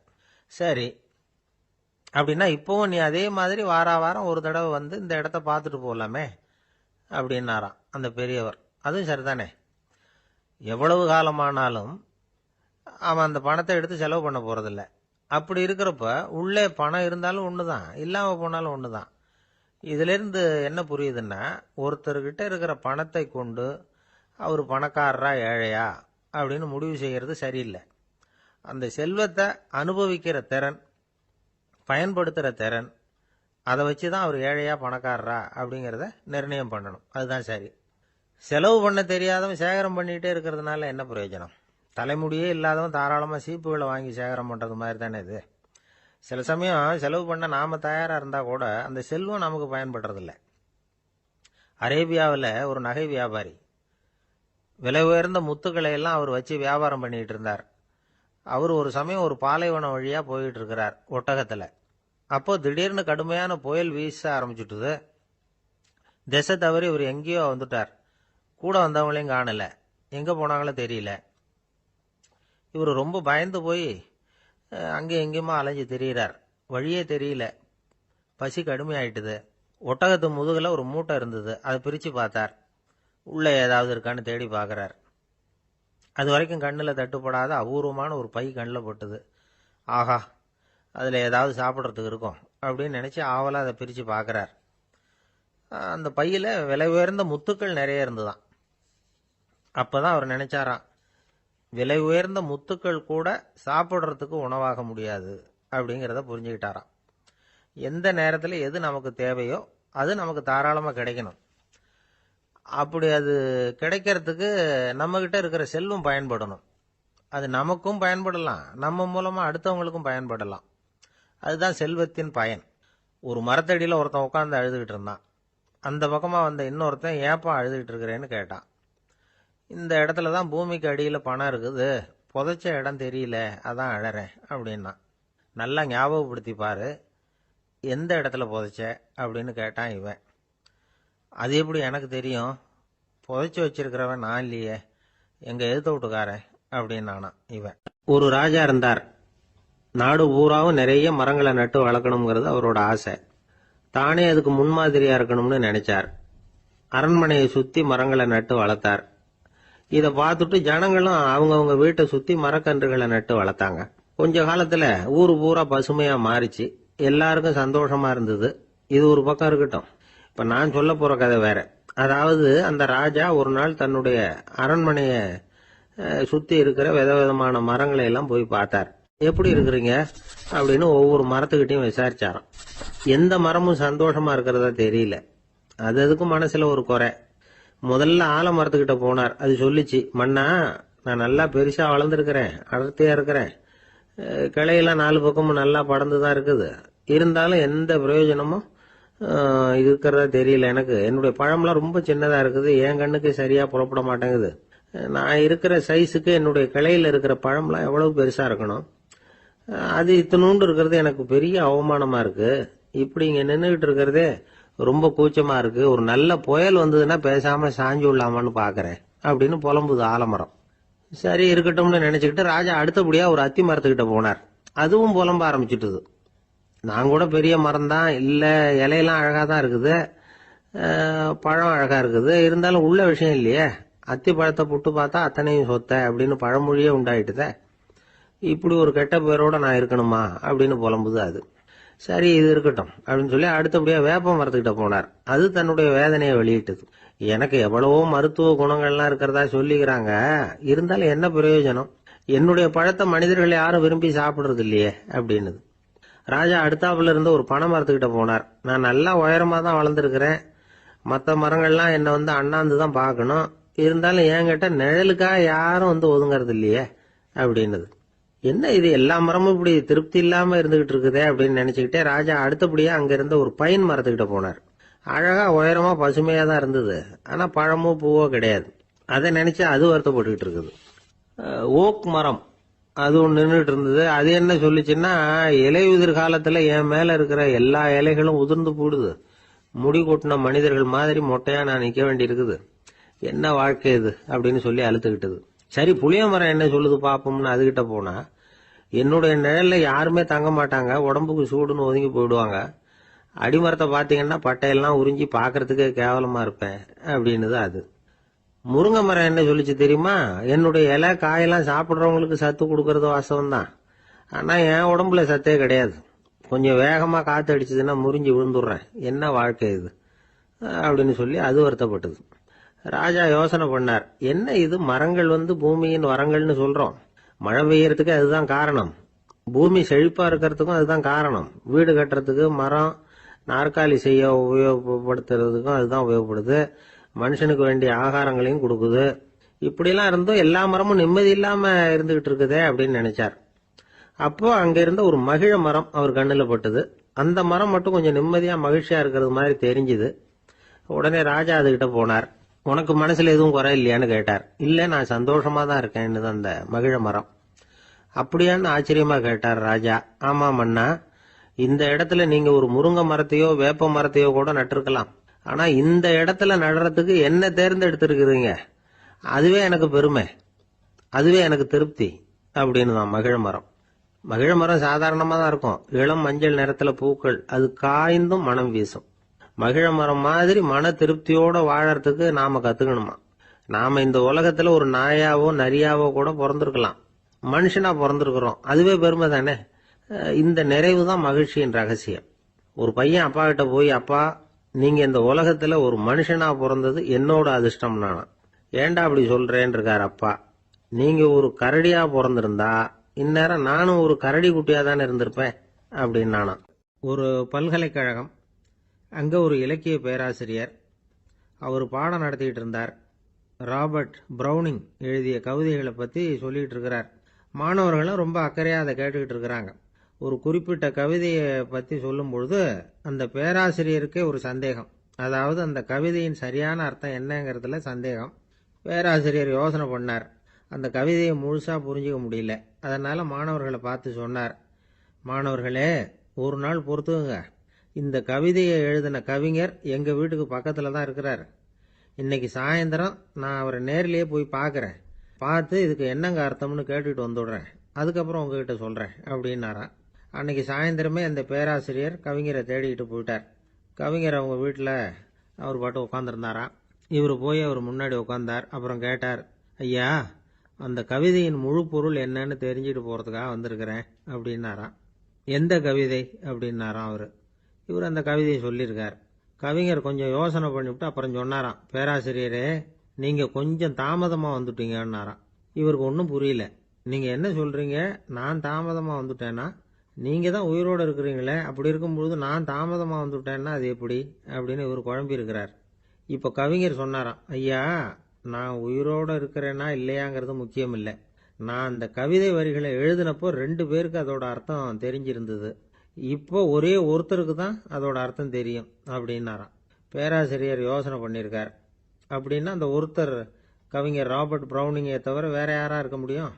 இவர் தான் அப்படிங்கிறத அவர் மனசுல நினைச்சுக்கிட்டார். அதனால சொன்னார், ஐயா நான் தாமதமா வரல, அந்த கவிதையின் பொருள் என்ன அது சொல்லுங்கன்னார். பேராசிரியரே நான் சொல்றது உங்களுக்கு புரியலன்னு நினைக்கிறேன். நான் இந்த வரிகள் எழுதினப்போ 2 பேருக்கு அதோட அர்த்தம் தெரிஞ்சிருந்தது. அந்த 2 பேர் யாருன்னா, ஒருத்தர் ராபர்ட் பிரௌனிங், அதாவது நான், இன்னொருத்தர் கடவுள். இப்போ அது கடவுளுக்கு மட்டும்தான் தெரியும். நானே இதை பத்தி பல தடவை யோசனை பண்ணி பார்த்தேன். இது ரொம்ப அழகானது, ஆனாலும் ரொம்ப வழுக்கலானது. அதை பிடிச்சிட்டோம்னு நினைச்சிட்டு இருக்கும் பொழுதே காத்து மாதிரி அது உங்ககிட்ட இருந்து ஓடி போயிடுது. எனக்கு ரொம்பவும் வருத்தமா தான் இருக்குது. நிச்சயமா நான் தான் இந்த வரிகளை எழுதியிருக்கிறேன், அதுல அர்த்தம் இருக்குங்கிறது எனக்கு தெரியும், அதை நான் உணர்றேன். ஆனா நீங்க என்ன மன்னிக்கணும், எனக்கே கூட அதை என்னால விளக்க முடியல. அப்படி இருக்கும் பொழுது உங்களுக்கு எப்படி அதை நான் விளக்க முடியும் அப்படின்னு அந்த கவிஞர். அனுபவிக்கப்படக்கூடிய எல்லாமே விளக்கப்படக்கூடிய ஒன்றல்ல, விளக்கப்படும் எல்லாமே அனுபவிக்கப்படக்கூடிய ஒன்றல்ல அப்படிங்கிறது ஞானிகளுடைய கருத்து. அதுக்காக தான் அந்த சம்பவம். வாழ்க்கையில் நீங்கள் தொடர்ந்து ஆய்வு செய்து கொண்டே இருக்கக்கூடிய விளக்கங்களை ஒருபோதும் அடைய முடியாத பரிமாணங்கள் இருக்கிறதுனால தான் அது அலுப்பு தட்டாமல் இருக்குது. உங்களால் நிறைய அனுபவிக்க முடியும், இருந்தாலும் நீங்கள் அனுபவித்து அறிந்த விஷயங்கள் கூட வார்த்தைகளால் விளக்கப்பட முடிவதில்லை அப்படிங்கிறது பெரியோர் சிந்தனை. இதெல்லாம் ஒரு பக்கம் இருக்கட்டும். நமக்கு தெரிஞ்ச பேராசிரியர் ஒருத்தர் 1 மணி நேரம் ரொம்ப விவரமா வகுப்பு எடுத்தார். கடைசியா சொன்னார், மாணவர்களே ரொம்பவும் எளிமையா விளக்கமா எல்லா விவரமும் சொல்லியிருக்கிறேன், அதனால இதுல உங்களுக்கு சந்தேகம் வர்றதுக்கு வாய்ப்பே இல்லை. இருந்தாலும் கேட்க வேண்டிய கடமை கேட்கிறேன். இதுவரைக்கும் நடத்தினதுல யாருக்காவது ஏதாவது சந்தேகம் உண்டா அப்படின்னு கேட்டாராம். எனக்கு ஒரே ஒரு சந்தேகம் தான் சார் அப்படின்னு எழுந்திரிச்சு நிக்கிறான் ஒருத்தன். என்னன்னு கேட்டாராம். இதுவரைக்கும் நீங்க என்ன பாடம் சார் நடத்துனீங்க அப்படின்னானா அவன். ஒரு ஊர்ல ஒரு ராஜா இருந்தார். அவர் ஒரு பூனை வளர்த்தார். ரொம்ப செல்லமா அவர் அந்த பூனையை வளர்த்தார். அவர் என்ன பண்ணுவார் தெரியுமா, இரவு நேரத்தில் அந்த பூனையோட தலையில ஒரு விளக்க வச்சிருவார். அந்த பூனை ரொம்ப ஜாக்கிரதையா அந்த விளக்கு கீழே விழுந்துடாம பார்த்துக்கும். தலையை ஆட்டாம ரொம்ப நிதானமா ராஜா பின்னாடி நடந்து போய்கிட்டே இருக்கும். அந்த விளக்கு வெளிச்சத்துல எல்லா வேலைகளையும் செஞ்சிருவார். கையில ஒரு விளக்க தனியா எடுத்துட்டு போக வேண்டிய அவசியமே இல்லை.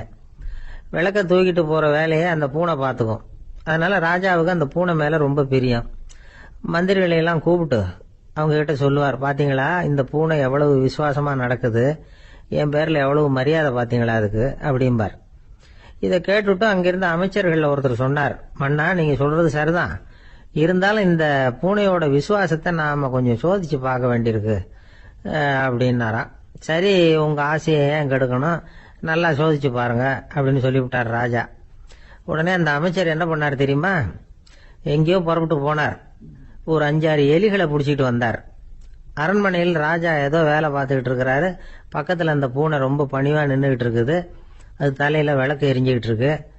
அமைச்சர் தான் பிடிச்சிட்டு வந்த எலிகளை அந்த பூனை பார்வையில் படுறது மாதிரி எதிரில் விட்டார். அந்த எலிகள்லாம் அங்கேயும் இங்கேயும் ஓட ஆரம்பிச்சுது. அதை பார்த்தது பூனை. அவ்வளவுதான். தலையில் இருக்கிற விளக்கை பற்றியும் கவலைப்படல, ராஜாவை பற்றியும் கவலைப்படல. ஒரே பாய்ச்சலா பாஞ்சு எலிகளை துரத்த ஆரம்பிச்சுட்டுது. தலையில் இருந்த விளக்கு எங்கேயோ போய் விழுந்தது, அணைஞ்சு போச்சு. இருட்டில் ராஜா தடுமாற ஆரம்பிச்சுட்டார். இந்த சமயத்தில் அந்த அமைச்சர் மறுபடியும் விளக்கை ஏற்றினார். வெளிச்சம் வந்தது. அதுக்கப்புறம் அந்த அமைச்சர் பேசினார். அரசே, பூனையோட விசுவாசத்தை பார்த்தீங்களா? எலி அது கண்ணில் படுற வரைக்கும் தான் விசுவாசமா இருந்தது. அது மாதிரி எலியை பார்த்ததும் எல்லாத்தையும் விட்டுட்டு அதை துரத்த ஆரம்பிச்சுட்டு பார்த்தீங்களா? தான் அந்த பூனையை பற்றி நினைச்சது தப்புங்கிறது அதுக்கப்புறம் தான் அந்த ராஜாவுக்கு புரிஞ்சுதான். சரி, இப்போ எதுக்கு இந்த கதையெல்லாம் அப்படிங்கிறீங்களா? இந்த பூனை மாதிரி தான் நம்ம மனசும். மனசை எவ்வளவுதான் பயிற்சி கொடுத்து பக்குவமாக வச்சிருந்தாலும் பார்க்கறதுக்கு பரமசாது மாதிரி தான் இருக்கும். பார்க்க வேண்டியதை பார்த்துட்டுதுன்னா பாஞ்சிரும். இந்த பூனை மாதிரி புலன் இன்ப பொருள்கள் கிட்டாத வரைக்கும் மனம் அடங்கி இருக்கிறது மாதிரி தான் தெரியும். கொஞ்சம் வாய்ப்பு கிடைச்சாலும் அது குதிக்க ஆரம்பிச்சிரும், தப்பு பண்ண ஆரம்பிச்சிரும். பெரிய பெரிய முனிவர்கள் வாழ்க்கையில் நடந்த வீழ்ச்சி இதை தான் நிரூபிக்குது. புலன்களின் ஆற்றல் அதிகம். அதனால மனக்கட்டுப்பாடு பயிற்சிகள்ல ரொம்ப எச்சரிக்கையா இருக்கணுங்கிறார் சுவாமி சிவானந்தர். மது பழக்கத்தையே விட்டுட்டேன்னு உறுதியா இருப்பான். கடை கண்ணில் பட்டுட்டுதுன்னா கால் அவனை கேட்காமலே இழுத்துக்கிட்டு உள்ள போயிடும். இதுதான் மனசுங்கிறது. அதுதான் அந்த ராஜா வளர்த்த பூனை. நம்மால் ஒருத்தன் அந்த ராஜா பூனை தலையில விளக்க வச்சது மாதிரி இவன் தன்னுடைய தலையிலேயே ஒரு விளக்கை ஏற்றி வச்சுக்கிட்டு என்னத்தையோ தேட ஆரம்பிச்சான். தேடிட்டு இருக்கிறான். தலையை ஆட்டாம நிதானமா நடந்து ரொம்ப நேரமா தேடிட்டு இருக்கிறான். அந்த சமயம் அங்க வந்த ஒருத்தர் என்னத்தை தேடுறீங்கன்னு கேட்டார். அதுதான் மறந்து போச்சு அப்படின்னு இழுத்தான். சரி, கொஞ்சம் இப்படி உட்காருங்க, ஞாபகம் வந்ததுன்னு தேட ஆரம்பிக்கலாம் அப்படின்னாரு அவரு. இவன் கொஞ்ச நேரம் உட்காந்து யோசிச்சான். அப்புறம் திடீர்னு எழுந்திருச்சான். ஞாபகம் வந்துட்டுதுன்னா. என்னன்னு கேட்டார். எங்க வீட்டில் இருந்த விளக்க எங்க வச்சேன்னு தெரியல, அதுதான் தேடிட்டு இருக்கிறேன், ஏற்றி வைக்கலாம்னு பாக்குறேன் அப்படின்னா. ஒரு சின்ன பையன் வந்தான். அவனை பார்த்து ஒரு கேள்வி கேட்டோம். ஏன்ப்பா உங்க வீட்டில் அம்மா புத்திசாலியா அப்பா புத்திசாலியா அப்படின்னு. அவன் அலட்சியமா நம்மளை பார்த்து சிரிக்கிறான். என்ன சார் இது, இந்த காலத்தில் இது கூட தெரியாமல் இருக்கிறீங்களே அப்படிங்கிறான். ஒரு சின்ன பையன் நம்மளை பார்த்து இப்படி கேட்டு விட்டானே அப்படின்னு நினைக்கிறப்போ நமக்கு ஒரு மாதிரி ஆகிடும். அதுக்கப்புறம்தான் இந்த தாத்தா பாட்டிலாம் சொல்கிற ஒரு கதை ஞாபகத்துக்கு வந்தது. அது என்ன கதை தெரியுமா? ஒரு ஊரில் ஒரு அம்மாவும் பிள்ளையும் இருந்தாங்களாம். அந்த மகனுக்கு திடீர்னு தேசாந்திரம் போய் வரணும்னு ஆசை வந்துட்டுது. ஊர் ஊராக போய் சுற்றி பார்க்கணுங்கிற ஆசை. அந்த அம்மாவுக்கு இது பிடிக்கல. மகனை பிரிஞ்சு இருக்கிறதுக்கு அவங்க மனசு இடம் கொடுக்கல. வேணாப்பான்னு சொல்லி பார்த்தாங்க, அவன் கேட்கல. திடீர்னு புறப்படவும் செஞ்சுட்டான். சரி, இனிமே அவனை தடுக்க முடியாதுன்னு முடிவு பண்ணிட்டாங்க அந்த அம்மா. இருந்தாலும் புத்திசாலித்தனமாக ஒரு யோசனை பண்ணாங்க. மகனை கிட்டத்தில் கூப்பிட்டாங்க. அவங்ககிட்ட சொன்னாங்க, இதை பாருப்பா, நீ தேசாந்திரம் போகிறதுன்னு தீர்மானம் பண்ணிவிட்ட, அதை நான் தடுக்கலை, போயிட்டு வந்துடும். ஆனால் போகிறதுக்கு முன்னாடி எனக்கு ஒரு வாக்குறுதி கொடுத்துட்டு போ அப்படின்னாங்க. போகிறப்போ ராத்திரியாக இருந்தாலும் பகலாக இருந்தாலும் சரி, புளிய மரத்து நிழலில் தான் தங்கணும். திரும்பி வர்றப்போ இரவும் பகலும் நீ வேப்ப மரத்து நிழல்லே தங்கணும் அப்படின்னாங்க. சரி, அப்படியே செய்கிறேன்னு சொல்லி வாக்குறுதி கொடுத்தான் பையன். புறப்பட்டு போனான். போகிற வழியில் புளிய மரத்து நிழல்லையே தங்கினான், தூங்கினான். அப்படி போய்கிட்டே இருந்தான். 7வது நாள் அவன் உடம்பு சுகம் இல்லாமல் போயிட்டுது. ரொம்பவும் பலவீனமாயிட்டான். இனிமேல் நடக்க முடியாதுங்கிற நிலைமை வந்துட்டுது. யோசிச்சு பார்த்தான். சரி, இதுக்கு மேலே போக வேண்டாம் அப்படின்னு முடிவு பண்ணிட்டு திரும்பி வர ஆரம்பிச்சுட்டான். திரும்பி வர்றப்போ வழியில் வேப்ப மரத்து நிழலையே தங்கி தங்கி வந்தான். நாளுக்கு நாள் உடம்பு சரியாக வந்துட்டுது. 7வது நாள் வீட்டுக்கு சேர்றான். உடம்பு பழையபடியே கலகலப்பாயிட்டுது. பூர்ண சுகம். தேசாந்திரம் போன பையன் திரும்பி வந்துட்டானே அப்படின்னு அந்த அம்மா ஆச்சரியப்படலை. ஏன்னா அவங்களுக்கு தெரியும் இப்படி ஆகும்னு. பையன் சீக்கிரமாக திரும்பி வரணுங்கிறதுக்காகத்தான் அவங்க அந்த யோசனையை சொன்னாங்க. என்ன விஷயங்கிறதையும் அவங்களே சொன்னாங்க. மகனே, புளிய மரத்து நிழல் உடம்புக்கு உஷ்ணத்தை கொடுக்கும், சீக்கம் உண்டாக்கும். அதனால் நீ தொடர்ந்து புளிய மரத்து நிழலில் தங்கினாவே நோய்க்கு ஆளாயிட்ட. அதனால் பயணத்தை முடிச்சுக்கிட்டு திரும்பி வரணுங்கிற முடிவுக்கு வந்துட்ட. திரும்பி வர்றப்போ நீ தங்கினது வேப்ப மரத்து நிழல். அது உடம்புக்கு குளிர்ச்சியை தரக்கூடியது, நோயை தீர்க்கக்கூடியது. அதனால சுகமா வீட்டுக்கு சேர்ந்துட்ட. உன்னோட தேசாந்திர பயணத்தை தடுக்கிறதுக்காக தான் இப்படி பண்ணினேன் அப்படின்னாங்களாம் அந்த அம்மா. பார்த்தீங்களா அம்மாவோட புத்திசாலித்தனத்தை? அப்பாவாக இருந்தால் இப்படியா பண்ணுவார்? ஒரு அப்பா பையன்கிட்ட 10 ரூபா கொடுத்து இதை எடுத்துக்கிட்டு அடுத்த ஊருக்கு போய் அங்கே இருக்கிற மாமா கிட்ட இதை கொடுத்துட்டு வாடா, வழியில் எங்கேயாவது மரத்தடியில் படுத்து தூங்கி விடாதே அப்படின்னு எச்சரிக்கை பண்ணி அனுப்புனாராம். பையனுக்கு எச்சரிக்கையாக வாழறது எப்படிங்கிறத கற்றுக் கொடுக்கறதுக்காக இப்படி பண்ணார். அவன் பணத்தை வாங்கிட்டு போனான். அப்பா சொன்னதை மறந்துட்டு ஒரு மரத்தடியில் படுத்து தூங்கிட்டான். அவனுக்கு தெரியாமல் அவன் பின்னாடியே போன அப்பா அவன் கையில் இருந்த அந்த 10 ரூபாயை நைஸாக எடுத்துகிட்டு வந்துட்டார். அவன் பையில் தானே வச்சிருந்தான், அது தெரியாமல் எடுத்துகிட்டு வந்துட்டார். அவன் தூங்கிக்கிட்டு இருக்கான். எடுத்துகிட்டு ஒரு மறுபடியும் வீட்டுக்கு வந்துட்டார். பையன் மூழ்கிக்கிட்டு பையை தடவி பார்க்குறான், பணத்தை காணும். அழுதுகிட்டே திரும்பி வந்தான். அப்பா கிட்ட விஷயத்த சொன்னான். அப்பா சிரிச்சுக்கிட்டே சொன்னார், அதுக்கு தான்ப்பா ஆரம்பத்திலேயே எச்சரிக்கை பண்ணினேன், இனிமேலாவது நீ ஜாக்கிரதையாக இருக்கணும் அப்படிங்கிறதுக்காக தான் இப்படி பண்ணினேன். அந்த பணம் எங்கேயும் போயிடல, நான் தான் அதை உனக்கு தெரியாமல் எடுத்து வச்சிருக்கிறேன். இதோ பாரு அப்படின்னு சொல்லிட்டு சைடு பாக்கெட்டில் கையை விட்டா அது ஓட்டையாக இருக்குது. அதை எவனோ ஏற்கனவே கத்திரிச்சு எடுத்துகிட்டு போட்டான். இப்போ அப்பா முகத்தில் அசடு வழிஞ்சுதான். வாழ்க்கையில் சில சந்தர்ப்பங்களில் நாம் சில அவமானங்களை சந்திச்சே தீர வேண்டியிருக்கு. என்ன பண்ணுறது, காலம் அப்படி. அவமானப்படுறவங்க உடனே அடங்கி போயிடுறது தான் உலக வழக்கம். அவமானப்பட்டால் உடனே சீறி எழறவங்களும் உண்டு. ஆனால் அதையே ஒரு சவாலாக எடுத்துக்கிட்டு முன்னுக்கு வர்றவங்களும் சில பேர் இருக்கிறாங்க. அவங்க ரொம்ப அபூர்வம். இன்னைக்கு மனோதத்துவ நிபுணர்கள்லாம் என்ன சொல்கிறாங்க தெரியுமா? அவமானப்பட்டுட்டா உடனே அடங்கி போயிடக்கூடாதான். அதையே ஒரு சவாலாக எடுத்துக்கிட்டு மனசில் ஒரு வைராக்கியத்தோட முயற்சி பண்ணினா வாழ்க்கையில் எல்லாரும் முன்னேறலாம்.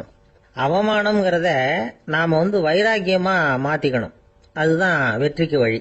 ராமர் இந்த பூமியில் பிறந்ததே ஒரு வைராக்கியத்தினால தான் சார் அப்படின்னார் ஒருத்தர்.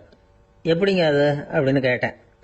அவர் சொன்னார், தசரதருக்கு ராமர் குழந்தையா பிறக்கணும், அப்போ தான் இங்கே இருக்கிற கஷ்டங்கள்லாம் நீங்கும் அப்படின்னு சர்வ லோகமும் எதிர்பார்த்துக்கிட்டு இருக்குது.